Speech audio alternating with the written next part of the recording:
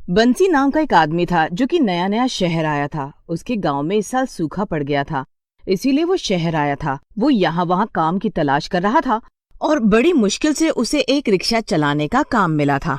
उसका मालिक बहुत ज्यादा गुस्से वाला था। वो बंसी से कहता है, देख बंसी, मुझे हर दिन के 400 रुपए चाहिए ही चाहिए। उसके ऊपर का जो भी होगा वो तू रख लेना। और अगर तूने इतने पैसे मुझे लाकर नहीं दिए तो मैं तुझसे अपना रिक्शा वापस ले लूंगा। और हाँ, मेरे रिक्शे में गलती से भी कोई खरोंच नहीं आनी चाहिए, वरना उसकी भरपाई भी तू ही करेगा। अरे नहीं नहीं साहब, आप बिल्कुल भी फिक्र मत करिए, मैं सारा काम अच्छे से ही करूंगा। बंसी को काम की सख्त जरूरत थी, इसीलिए उसे जो भी काम मिला वो चुपचाप करने लगा। बंसी दिन भर रिक्शा चलाता और शाम को किसी रेलवे स्टेशन या बस स्टॉप के बाहर जाकर सो जाता। उसे जितने भी पैसे मिलते थे उसमें से 400 अपने मालिक को देने के बाद वो बाकी के पैसे अपने गांव भेज देता था। बंसी किसी तरह शहर में अपना गुजारा कर रहा था। ओहो, आज तो बड़ी ठंड हो रही है। क्या करूं क्या करूं। आज तो लगता है कि स्टेशन या बस स्टैंड के बाहर भी गुजारा नहीं हो पाएगा। लगता है आज रात भर भटकना ही पड़ेगा। चलो पहले ये ऑटो तो मालिक को लौटाऊं, फिर देखता हूँ कि कहाँ रात गुजारनी है। बंसी अपने ख्यालों में गुम था कि तभी उसे एक सवारी दिखाई देती है। भैया, सेक्टर 4 जाना है, चलोगे? हाँ हाँ मैडम, बैठिए ना। बंसी लड़की को बिठाकर सेक्टर 4 की तरफ चल पड़ता है। तभी बंसी को एक गली दिखाई देती है। वो खुद से कहता है, अरे वाह, ये गली तो सेक्टर 4 के लिए शॉर्टकट है। क्यों ना यहीं से जाऊं, थोड़ा जल्दी भी पहुंच जाऊंगा। बंसी ऑटो को गली की तरफ घुमाता है कि तभी ऑटो में बैठी लड़की जोर से चिल्लाती है, अरे अरे अरे, ये क्या कर रहे हो भैया? मुझे मारना चाहते हो क्या? बंसी लड़की की बात सुनकर घबरा जाता है और उससे कहता है, क्या हुआ मैडम, आप इतनी तेजी से क्यों चल रही भला? मैंने ऐसा क्या किया? क्या किया? अरे इस भूतिया गली की तरफ ऑटो घुमा रहे हो और पूछते हो कि क्या किया? लगता है कि इस शहर में नए हो तुम। अरे ये गली भूतिया है, भूतिया, और यहाँ पर तो कोई भी आता जाता नहीं है। लोग दिन में भी यहाँ जाने की हिम्मत नहीं करते हैं, और तुम तो इतनी रात को ऑटो उधर लिए जा रहे थे। भैया, इस गली से जितना दूर रहोगे उतना ही अच्छा है। अच्छा, तो क्या मैडम ये गली एकदम खाली पड़ी रहती है? और क्या, यहाँ पे जितने भी घर थे लोगों ने सब खाली कर दिए। न जाने क्या कहानी है इस गली की, बस यहाँ कोई आता जाता नहीं है। बंसी ऑटो वापस घुमाता है और लड़की को सेक्टर 4 में छोड़ आता है। इसके बाद वो ऑटो अपने मालिक को लौटाकर वापस उसी भूतिया गली के बाहर आके खड़ा होता है। ऐसी भूत प्रेत की कहानियां तो हमारे गांव में भी बड़ी प्रचलित है। अरे हम अपने बच्चों को ऐसे ही तो डरा कर सुलाते थे। और जब रामू काका को हरिया की जमीन कब्जा करनी थी तब उन्होंने भी तो यही अफवाह फैलाई थी कि जमीन भूतिया है। ये शहर वाले इतना पढ़ लिख कर भी भूत प्रेत पर यकीन करते हैं। ये गली एकदम खाली है, इसका मतलब कि मैं यहाँ आराम से रात गुजार सकता हूँ। बंसी भूतिया गली की बात को मजाक और झूठ समझकर भूतिया गली के अंदर चला जाता है। अंदर बहुत अंधेरा था और चारों तरफ केवल सन्नाटा छाया हुआ था। इतना सन्नाटा देखकर बंसी थोड़ा सा घबरा जाता है। लगता है यहाँ सच में सालों से कोई भी नहीं आया, तभी यहाँ पर इतना घना अंधेरा और सन्नाटा है। खैर मुझे क्या, मेरे लिए तो अच्छा ही है।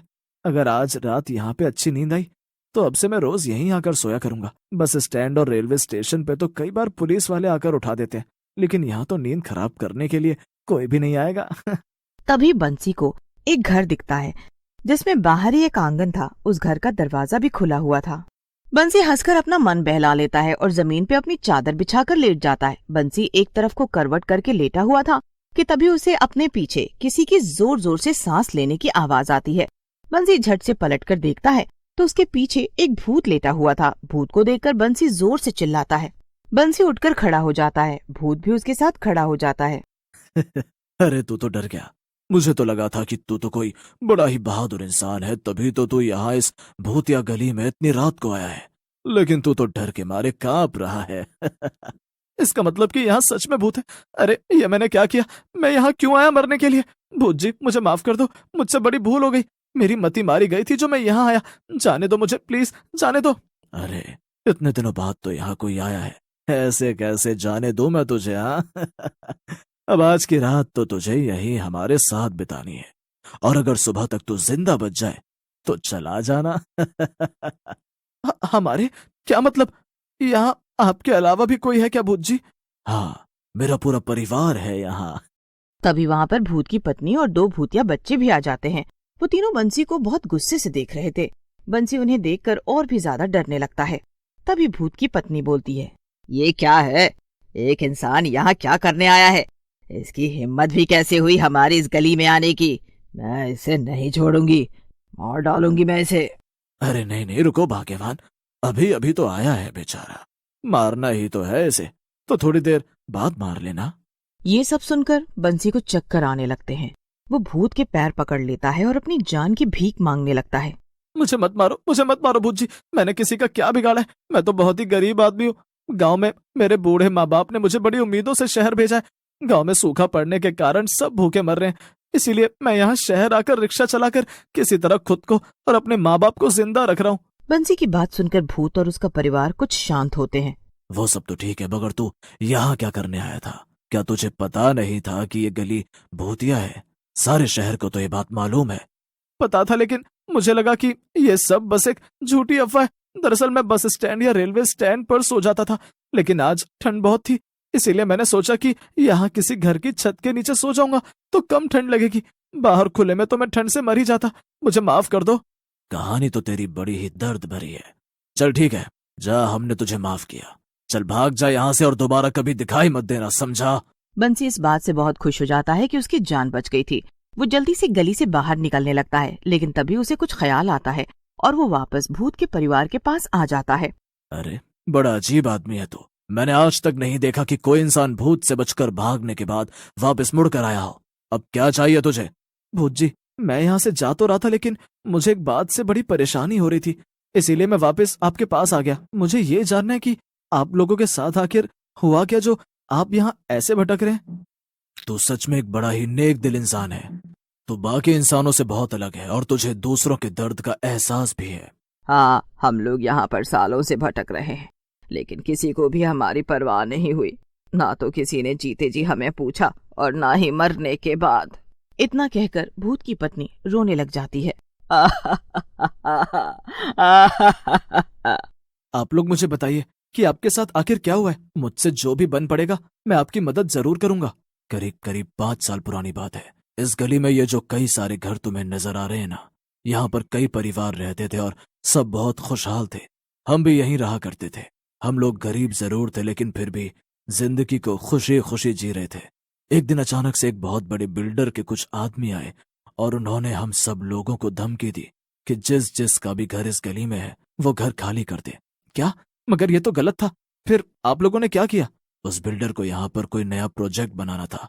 उसके आदमियों ने यहाँ आकर सबको धमकाया और दिन दहाड़े एक आदमी को मार दिया। उसके बाद लोगों ने डर के मारे अपने अपने घर खाली कर दिए। मेरी बेटी नीना ने उसी वक्त वीडियो बना लिया था। अरे वाह, तब तो आपने उसके खिलाफ पुलिस में कंप्लेन कर दी होगी ना?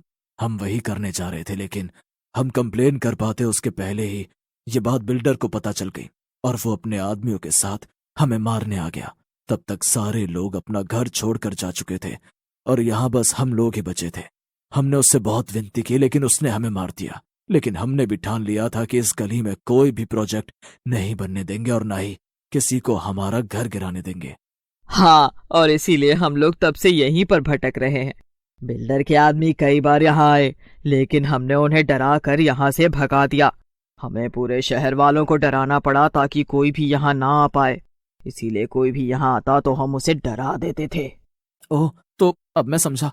लेकिन इस सब के बाद भी हमारी आत्मा यहीं भटक रही है, क्योंकि हमें मारने वाला अब तक आजाद घूम रहा है। आपके पास वो वीडियो तो अभी भी होगी ना, जिसे आप बिल्डर के खिलाफ इस्तेमाल करने वाले थे?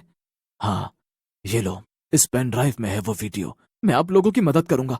मैं ये वीडियो ले जाकर पुलिस वालों को दिखा दूंगा और उस बिल्डर को सजा दिलवाऊंगा। क्या सच में? हाँ, आप लोगों के साथ बहुत गलत हुआ है, लेकिन मैंने आपसे कहा था ना कि मुझसे जो भी बन पड़ेगा वो मैं आपके लिए करूंगा। बंसी की बात सुनकर भूत और उसका परिवार बहुत खुश हो जाते हैं। बंसी वीडियो लेकर सीधा पुलिस स्टेशन जाता है और पुलिस बिल्डर को गिरफ्तार कर लेती है। इसके बाद भूत के परिवार को मुक्ति मिल जाती है और भूतिया गली में एक बार फिर से लोग आना जाना शुरू कर देते हैं।